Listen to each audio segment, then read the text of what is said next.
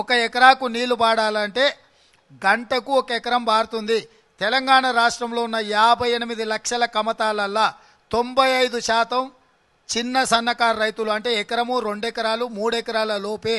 ఈ 2 ఎకరాలకు 3 ఎకరాలకు నాణ్యమైన విద్యుత్తు 3-4 గంటలు ఇస్తే కూడా సరిపోతుంది. మీరు మీటర్ ఫిట్ చేయాల, కానీ బారోయింగ్కి వెళ్ళినప్పటికీ నాకు ఆ పాయింట్ ఆఫ్ బారోయింగ్ కూడా నాకు ఇచ్చేసాయి అని అంటే మీరు ఫిట్ చేయందే మేము ఎలా ఇస్తాం?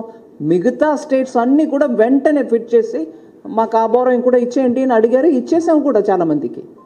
నేను ఫినాన్స్ మినిస్టర్ నుంచి చెప్తున్నాను. కానీ కండిషనల్ మేరకి కొంచెం ఎక్స్ట్రా బారోయింగ్ ఇచ్చినప్పటికీ మీ ఆ కండిషన్ ఫుల్ఫిల్ చేయకపోతే మేము ఎలా ఇచ్చేది? మిగతా స్టేట్ చేయాలా? మీకు ఒకరికి నేను ఎక్సెప్షన్ ఇవ్వాలా?